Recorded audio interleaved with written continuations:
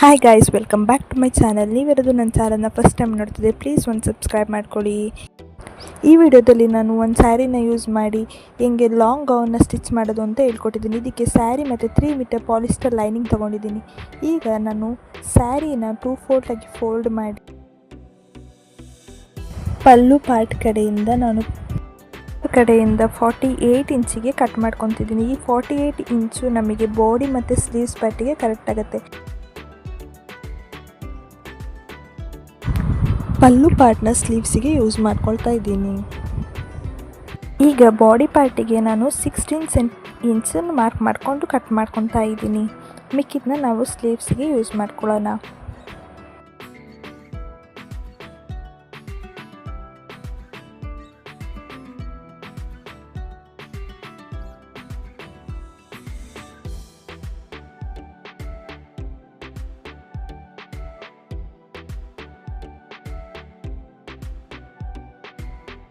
Cut ಮಾಡ್ಕೊಂಡಿದ್ವಲ್ಲ, ಅದನ್ನು 4 ಫೋಲ್ಡಾಗಿ fold ಮಾಡ್ಕೊಂಡಿದ್ವಿ. Width ಬಂದು 11, ಲೆಂತ್ ಬಂದು 15 ಇದ್ದರೆ ಸಾಕಾಗುತ್ತೆ.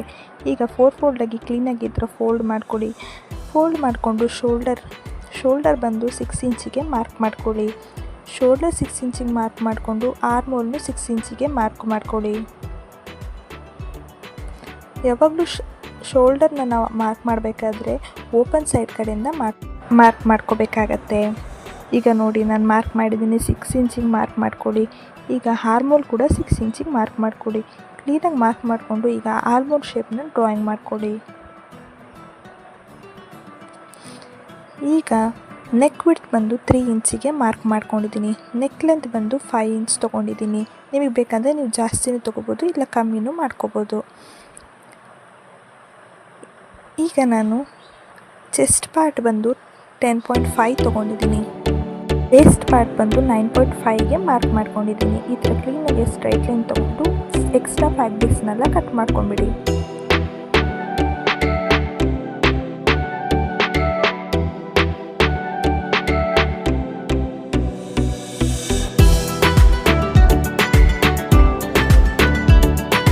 ನಾನು ಮಿಸ್ಸಾಗಿ ಬ್ಯಾಕ್ ಸೈಡ್ ಮತ್ತು ಫ್ರಂಟ್ ಸೈಡ್ ಪಾರ್ಟ್ ಎರಡರಿಂದ ಸ್ಲೀವ್ಸ್ ಕಟ್ ಮಾಡಿಬಿಟ್ಟೆ. ಆದರೆ ನೀವು ಆ ಥರ ಮಾಡ್ಕೊಳ್ಳಿ ಹೋಗಬೇಡಿ. ಆದರೆ ನಾನು ಕರೆಕ್ಟ್ ಮಾಡಿದೆ ಅಂತಲೂ ತೋರಿಸ್ಕೊಡ್ತೀನಿ. ಈ ಥರ ಬ್ಯಾಕ್ ಸೈಡ್ ಪಾರ್ಟ್ನ ಡಬಲ್ ಫೋಲ್ಡಾಗಿ ಫೋಲ್ಡ್ ಮಾಡಿಕೊಂಡು ಎಕ್ಸ್ಟ್ರಾ 2 ಇಂಚ್ ಮಾರ್ಕ್ ಮಾಡಿಕೊಂಡು ನನಗೆ ಬೇಕಾಗಿದ್ದ ಶೇಪ್ನ ಮಾರ್ಕ್ ಮಾಡ್ಕೊತಿದ್ದೀನಿ.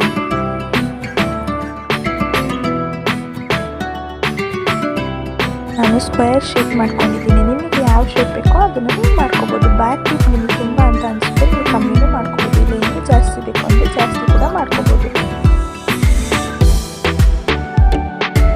ನಾವು 3 ಮೀಟರ್ ಲೈನಿಂಗ್ ಫ್ಯಾಬ್ರಿಕ್ ತೊಗೊಂಡಿದ್ವಲ್ಲ ಪಾಲಿಸ್ಟರ್ದು, ಅದನ್ನು ಓಪನ್ ಮಾಡಿಕೊಂಡು ನಾವು ಮೇನ್ ಫ್ಯಾಬ್ರಿಕ್ ಕಟ್ ಮಾಡಿದ್ವಲ್ಲ ಅದನ್ನು ಲೈನಿಂಗ್ ಕ್ಲಾತ್ ಮೇಲೆ ಇಟ್ಬಿಟ್ಟು ಕ್ಲೀನಾಗಿ ಅದು ಶೇಪಾಗಿ ಕಟ್ ಮಾಡ್ಕೊಳ್ಳಿ. ನಾನು ವಿಡಿಯೋದಲ್ಲಿ ಮಾಡಿದ ಥರನೇ ಇಟ್ಕೊಂಡು ಕಟ್ ಮಾಡ್ಕೊಳ್ಳಿ.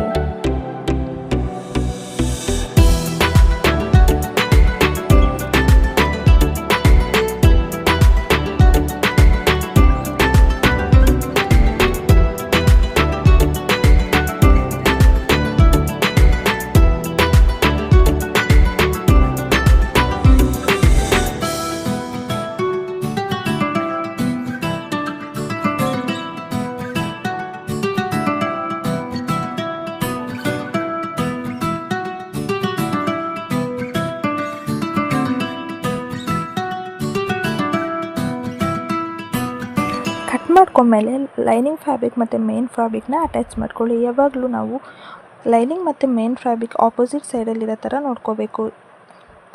ನೋಡಿ, ನಾನು ಇಟ್ಟಿದ್ದೀನಿ. ಇವಾಗ ನಾವು ಫ್ರಂಟಲ್ಲಿ ನಮಗೆ ಯಾವುದು ಡಿಸ್ಪ್ಲೇ ಆಗುತ್ತೋ ಅದು ಲೈನಿಂಗ್ ಕ್ಲಾತ್ ಕೆಳಗಡೆ ಇರಬೇಕು. ಆವಾಗ ನಾವು ಸ್ಟಿಚ್ ಮಾಡಿ ಟರ್ನ್ ಮಾಡಬೇಕಾದ್ರೆ ಫಿನಿಶಿಂಗ್ ಚೆನ್ನಾಗಿ ಕೊಡುತ್ತೆ. ಇವಾಗ ನೆಕ್ಸ್ಟ್ ಸೈಡ್ ಪಾರ್ಟ್ನ ಸ್ಟಿಚ್ ಮಾಡ್ಕೊಳ್ಳಿ.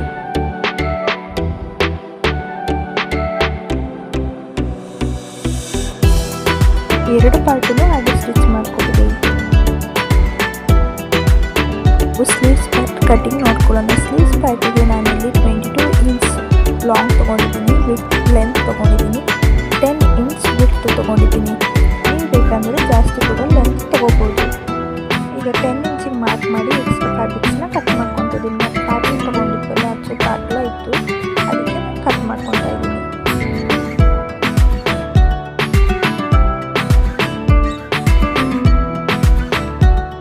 ಸೈಡ್ ಕಡೆಯಿಂದ 2.5 ಇಂಚಿಗೆ ಮಾರ್ಕ್ ಮಾಡ್ಕೊಳ್ಳಿ.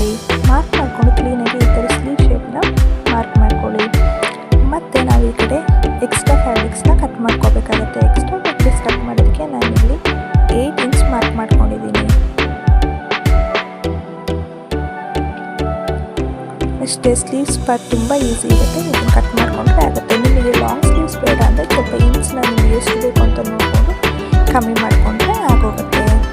ಲೆಂತ್ ಕಮ್ಮಿ ಮಾಡಿಕೊಂಡ್ರೆ ಆಯಿತು. ಈಗ ಸ್ಲೀವ್ಸ್ ಪಾರ್ಟ್ ರೆಡಿಯಾಗಿದೆ. ಸ್ಲೀವ್ಸ್ ಪಾರ್ಟ್ ರೆಡಿ ಆದಮೇಲೆ ಇವಾಗ ನಾವು ಸ್ಟಿಚ್ ಮಾಡಿದ್ವಲ್ಲ ಫ್ಯಾಬ್ರಿಕ್ ಮತ್ತು ಲೈನಿಂಗ್ ಮತ್ತು ಮೇನ್ ಫ್ಯಾಬ್ರಿಕ್ಕು, ಅದನ್ನು ಕ್ರಾಸ್ ಕಟ್ ಮಾಡ್ಕೊಳ್ಳಿ. ಈ ಥರ ಕ್ಲೀನಾಗಿ ಕ್ರಾಸ್ ಕಟ್ ಮಾಡಿಕೊಂಡು ಫ್ಯಾಬ್ರಿಕ್ನ ಟರ್ನ್ ಮಾಡ್ಕೊಳ್ಳಿ. ಈ ಥರ ಮಾಡೋದು ಯಾಕಂದರೆ ನಮಗೆ ಒಂದು ಫಿನಿಶಿಂಗ್ ಕ್ಲೀನಾಗಿ ಸಿಗುತ್ತೆ ಅಂತ. ಈ ಥರ ಟರ್ನ್ ಮಾಡಿಕೊಂಡು ಇಲ್ಲೊಂದು ಸ್ಟಿಚ್ ಹಾಕ್ಕೊಳ್ಳಿ. ನೋಡಿ ಈಗ ಟರ್ನ್ ಮಾಡಿರ್ತೀವಲ್ಲ ಅಲ್ಲೊಂದು ಸ್ಟಿಚ್ ಹಾಕ್ಕೊಳ್ಳಿ. ಮತ್ತು ಈ ಥರ ಶೋಲ್ಡರ್ಸ್ನ ಅಟ್ಯಾಚ್ ಮಾಡ್ಕೊಂಬಿಡಿ. ಫ್ರಂಟ್ ಪಾರ್ಟಿಗೆ ಟಕ್ಸ್ ಮಾರ್ಕ್ ಮಾಡ್ಕೊಳ್ಳೋಣ. ಟಕ್ಸ್ ಮಾಡ್ಕೊಳ್ಲೇಬೇಕು ಅಂತ ಏನಿಲ್ಲ, ಇದು ಮಾಡಿಕೊಂಡ್ರೆ ಲುಕ್ ವೈಸ್ ಚೆನ್ನಾಗಿರುತ್ತೆ ಅಂತ ಮಾರ್ಕ್ ಮಾಡ್ಕೊಳ್ತಾ ಇರೋದು. ಈಗ ಫ್ರಂಟ್ ಪಾರ್ಟ್ನ ಈ ಥರ ಡಬಲ್ ಫೋಲ್ಡ್ ಮಾಡ್ಕೊಳ್ಳಿ. ಡಬಲ್ ಫೋಲ್ಡ್ ಮಾಡಿಕೊಂಡು ನಾವು 3.5 ಇಂಚಿಗೆ ಮಾರ್ಕ್ ಮಾಡ್ಕೊಳ್ಳಿ. ಮೇಲ್ಗಡೆಯಿಂದ ಈಗ 4 ಇಂಚಿಗೆ ಮಾರ್ಕ್ ಮಾಡ್ಕೊಳ್ಳಿ. 4 ಇಂಚಿಗೆ ಮಾರ್ಕ್ ಮಾಡಿಕೊಂಡು ಸೈಡಲ್ಲಿ ಹಾಫ್ ಇಂಚಿಗೆ ಮಾರ್ಕ್ ಮಾಡ್ಕೊಳ್ಳಿ. ಮಾರ್ಕ್ ಮಾಡಿಕೊಂಡು ಈ ಕಡೆ ಸೈಡ್ ಪ್ರಿಂಟ್ ಬರ್ತದೆ, ಈ ಕಡೆ ಪ್ರಿಂಟ್ ಮಾಡ್ಕೊಳ್ಳಿ.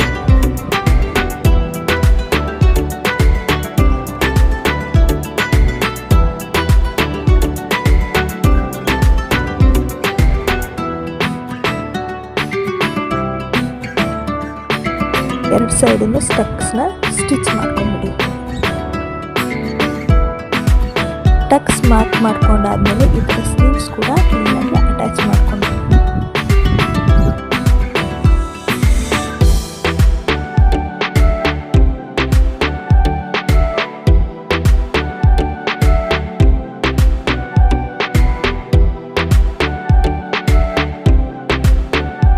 ಈಗ ಸ್ಕರ್ಟ್ ಪಾರ್ಟಿಗೆ ನಮಗೆ ಮಿಕ್ಕಿದ ಸ್ಯಾರಿನ ತೊಗೊಂಡು ಮಿಡಲಲ್ಲಿ ಟೂ ಪೀಸಾಗಿ ಕಟ್ ಮಾಡ್ಕೊಳ್ಳಿ. ಆಮೇಲೆ ಈಗ 1 ಪೀಸ್ ಫ್ಯಾಬ್ರಿಕ್ ತೊಗೊಂಡು ಈ ಥರ 2 ಇಂಚಿಗೆ ಮಾರ್ಜಿನ್ ಮಾರ್ಕ್ ಮಾಡ್ಕೊಳ್ಳಿ. ಆಮೇಲೆ ಫೋಲ್ಡಿಂಗಿಗೆ 5 ಇಂಚಿಗೆ ಮಾರ್ಕ್ ಮಾಡ್ಕೊಳ್ಳಿ.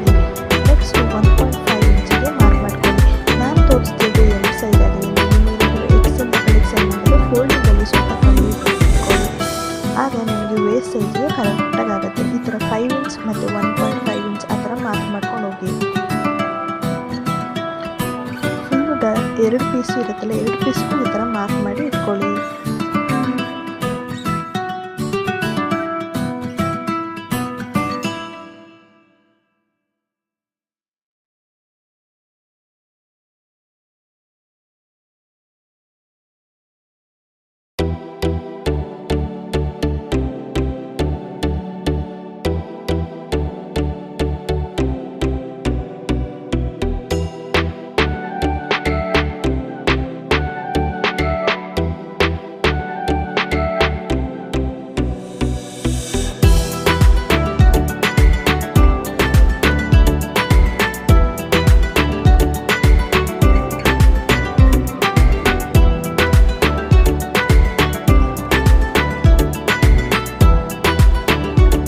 ಈಗ ಮಾರ್ಕ್ ಮಾಡ್ಕೊಂಡಾದ್ಮೇಲೆ ಈ ಥರ ಮಾರ್ಜಿನ್ನ ಬಿಟ್ಟು 5 ಇಂಚ್ ಇತ್ತಲ್ಲ ಅದು ಫೋಲ್ಡಿಂಗ್ ಕಡೆ ಈ ಥರ ಹೋಗುತ್ತೆ. ಮತ್ತು 1.5 ಇಂಚ್ಗೆ ಕ್ಲೀನಾಗಿ ಈ ಥರ ಇಟ್ಕೊಂಡು ಸ್ಟಿಚ್ ಮಾಡ್ಕೊಂಡು ಬನ್ನಿ.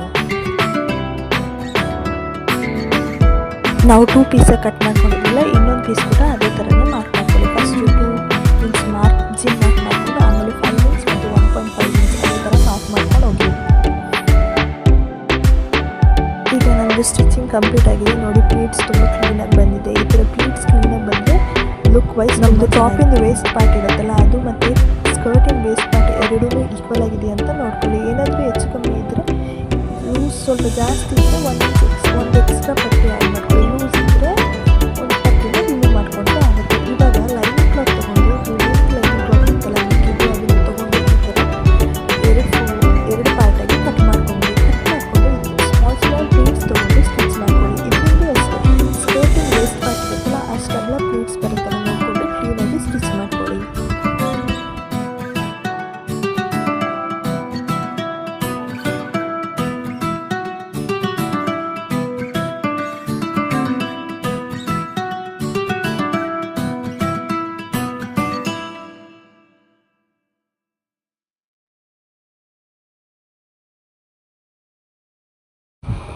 ಈಗ ಬಾಡಿ ಪಾರ್ಟಿಗೆ ಸ್ಕರ್ಟ್ ಪಾರ್ಟ್ನ ಕ್ಲೀನಾಗಿ ಈ ಥರ ತೋರಿಸಿರೋ ಥರ ಸ್ಟಿಚ್ ಮಾಡ್ಕೊಳ್ಳಿ, ಅಟ್ಯಾಚ್ ಮಾಡ್ಕೊಳ್ಳಿ.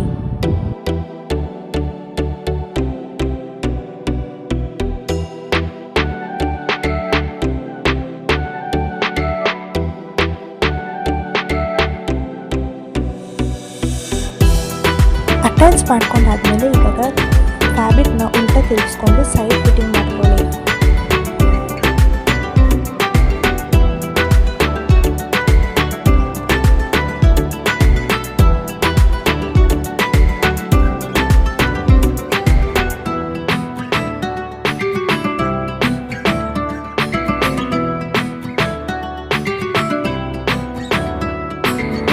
ಸ್ಕರ್ಟ್ ಪಾರ್ಟ್ ಸ್ಟಿಚಿಂಗ್ ಮಾಡಬೇಕಾದ್ರೆ ಮೇನ್ ಫ್ಯಾಬ್ರಿಕ್ ಸಪ್ರೇಟಾಗಿ ಮತ್ತು ಲೈನಿಂಗ್ ಫ್ಯಾಬ್ರಿಕ್ ಎರಡನ್ನೂ ಸಪ್ರೇಟಾಗಿ ಸ್ಟಿಚ್ ಮಾಡ್ಕೊಳ್ಳಿ.